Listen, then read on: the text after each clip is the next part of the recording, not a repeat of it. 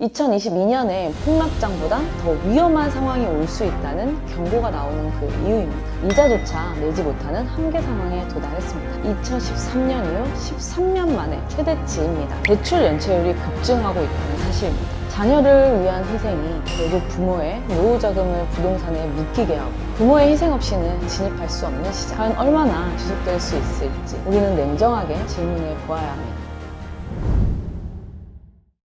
안녕하세요. 빌딩기정쌤입니다. 시장의 양극화, 무엇을 믿어야 할까요? 요즘 부동산 시장을 바라보면서 혼란을 느끼시는 분들이 참 많습니다. 시장은 마치 두 개의 서로 다른 세상이 공존하는 것처럼 보이기 때문입니다. 한쪽에서는 신고가 갱신 소식이 들려오면서 지금 매수 적기라고 말하지만 또 다른 한쪽에서는 금리 인상으로 인한 시장 붕괴를 경고하고 있습니다. 여기서 말하는 양극화란 쉽게 말해 잘 되는 곳은 계속 오르고 안 되는 곳은 계속 떨어져서 그 격차가 벌어지는 현상을 말합니다. 마치 전교 1등은 계속 공부를 잘하는데 하위권 친구들은 성적이 더 떨어져서 그 사이를 메우기 힘들어지는 것과 비슷합니다. 오늘 이 시간에는 우리가 실질적으로 마주하고 있는 소득, 금리, 그리고 경매 데이터라는 이 세 가지 지표를 통해서 시장의 현 주소를 차분하게 짚어보겠습니다. 오늘 내용을 통해서 현재 시장에서 어떤 기준을 가지고 움직여야 할지를 정리해 보시기 바라겠습니다. 먼저 현재 시장이 유지되는 동력을 살펴보겠습니다. 최근 부동산 시장을 움직이는 핵심 요소는 유동성과 소득입니다. 여기서 유동성이란 시장에 풀려있는 돈의 양을 말합니다. 수돗물을 세게 틀면 욕조에 물이 금방 차오르는 것처럼 시장에 돈이 많이 풀리면 자산의 가격도 쉽게 올라가게 되죠. 최근 삼성전자나 하이닉스 같은 대기업을 중심으로 수조 원 단위의 성과급이 풀렸습니다. 이 자금은 단순히 소비로 사라지는 것이 아니라 부동산 시장의 강력한 불씨가 되고 있습니다. 성과급을 받은 분들이 그 돈을 종잣돈으로 삼아 더 나은 주거 환경으로 이동하려고 합니다. 여기서 주목해야 할 점은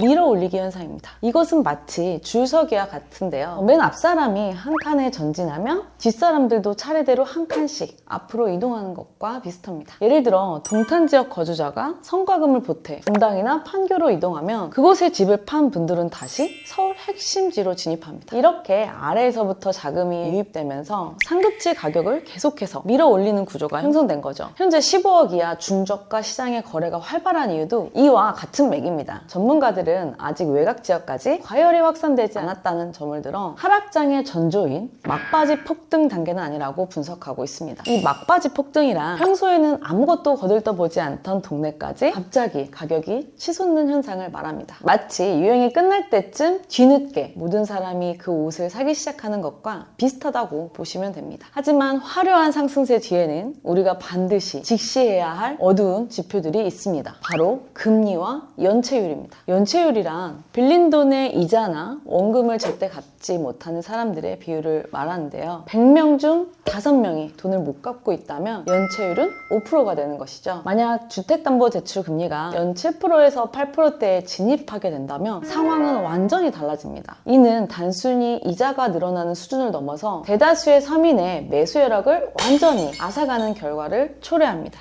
2022년에 폭락장보다 더 위험한 상황이 올 수 있다는 경고가 나오는 그 이유입니다. 가장 우려되는 지점은 자영업자들의 위기입니다. 많은 자영업자가 사업자금을 마련하기 위해 마지막 보루인 아파트를 담보대출을 받았습니다. 하지만 고금리와 경기 불황이 겹치면서 이자조차 내지 못하는 한계 상황에 도달했습니다. 숨만 쉬어도 나가는 이 고정비용을 감당하지 못해 파산 직전에 몰린 것이죠. 실제로 올해 1분기 법원 경매 신청 건수는 3만 건을 돌파했습니다. 이것은 하우스푸어 사태가 극심했던 2013년 이후 13년 만에 최대치입니다. 특히 은행이 직접 채권을 회수하는 임의 경매가 늘어났다는 것은 부동산 가격이 매우 위험한 구간에 진입했음을 시사합니다. 우리가 놓치지 말아야 할 또 하나의 가슴 아픈 통계가 있습니다. 바로 60대 이상 고령층의 대출 연체율이 급증하고 있다는 사실입니다. 왜 소득이 비교적 안정적인 고령층에서 이런 일이 벌어질까요? 조사 결과 자녀의 주택 마련을 돕기 위해 부모 세대가 무리하게 대출을 받은 경우가 많았습니다. 자녀를 위한 희생이 결국 부모의 노후 자금을 부동산에 묶이게 하고 은퇴 이후에도 이자 부담 때문에 경제활동을 지속해야 하는 악순환을 낳고 있습니다. 이러한 현상은 현재 집값이 개인의 소득 수준을 넘어섰음을 보여주는 방증입니다. 부모의 희생 없이는 진입할 수 없는 시장, 그리고 그 대출을 갚기 위해 온 가족이 매달려야 하는 구조가 과연 얼마나 지속될 수 있을지 우리는 냉정하게 질문해 보아야 합니다.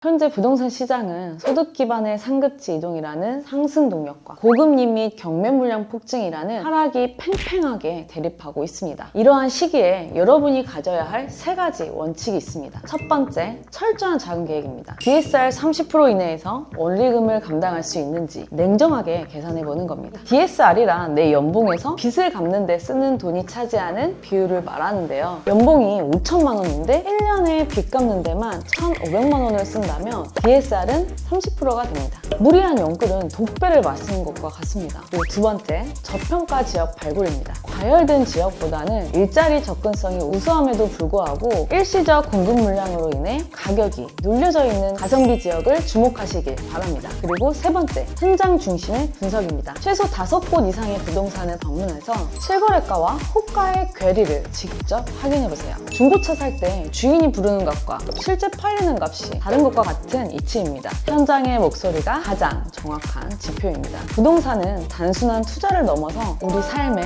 터전입니다. 시장의 분위기에 휩쓸리기보다는 본인의 상황에 맞는 냉철한 선택을 하시길 바랍니다. 오늘 내용이 여러분의 판단에 도움이 되셨기를 바라겠습니다. 그럼 여러분의 생각은 어떠신지 댓글로 남겨주시면 감사하겠습니다. 오늘도 시청해주셔서 감사합니다. 지금까지 빌딩진영쌤이었습니다.